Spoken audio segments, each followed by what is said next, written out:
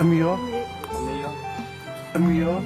ကျုံမမွေနဲ့ငါတားကြီးရှောင်းလန်းနိုင်ပါသေးတဲ့တားရည်တဲ့မိမိကတားလေးနှစ်ယောက်ကိုကြည့်ပြီးအမြဲတမ်းအားတင်းထားပါတယ်တဲ့တခါတလေတဲ့မိမိအားလုံးကိုလွတ်ချလိုက်ခြင်းပြီတဲ့မိမိအရန်ပင်ပန်းနေတားရဲ့တဲ့ဘာဖြစ်လို့လဲဆိုရင်အစင်မပြေမှုတွေရောအမေမအဲ့လိုတွေကြုံတဲ့အခါမှာဆိုရင်တဲ့မိမိအမြဲတမ်းအားတင်းထားတယ်တဲ့အမေကသူများပေါ်မှာကောင်းတယ်လို့အမေပေါ်မှာမကောင်းတဲ့လူတွေတချို့ကြောင့်ရဲ့တဲ့လုပ်ငန်းတွေအစင်မပြေဘူးငွေတွေရက်တည်နေတဲ့အချိန်ဆိုအမေအရန်ပင်ပန်းဆုံးပါပဲတဲ့ညက်ရည်ကြပြီးတော့အမေစိတ်သက်တွေကြာတိုင်းငါမှငါတားလေးနှစ်ယောက်ရှိသေးတယ်ဆိုတဲ့စိတ်နဲ့အမေကအမြဲတမ်းကြိုးစားပြီးရှင်သန်နေတာပါတားရည်တဲ့အမေသားတို့ပေါ်မှာတာဝန်ကြီးတယ်နော်တဲ့ဒီလောက်ထိမပြေဆုံးခင်ဘဝအချိန်ကလေးကလည်းအမေသားလေးတွေကိုမျက်နှာမငယ်ရအောင်အမေကအမြဲတမ်းထားပေးခဲ့တယ်တဲ့အမေဘလောက်ပဲပြင်ပန်းပါစီတားရည်တဲ့အမေသားတို့အတွက်ဆိုတဲ့စိတ်နဲ့အမေအမြဲတမ်းရှင်သန်နေပါတယ်တဲ့အမေကိုချစ်တယ်အမေကိုတနာတယ်ဆိုရင်အမေပင်ပန်းနာတွေကိုတားလေးတွေတည်တယ်ဆိုရင်တဲ့သားတို့ကစာပဲကြိုးစားပြီးတော့တဲ့တားရည်တဲ့စာတက်မှငွေရှိမှဂုံရှိမှလူရဝင်တဲ့ခစ်ကြီးမှာအမေမသေးခင်လေးအမေသားတွေလိမ္မာတယ်ထူးချွန်တယ်ဆိုတာ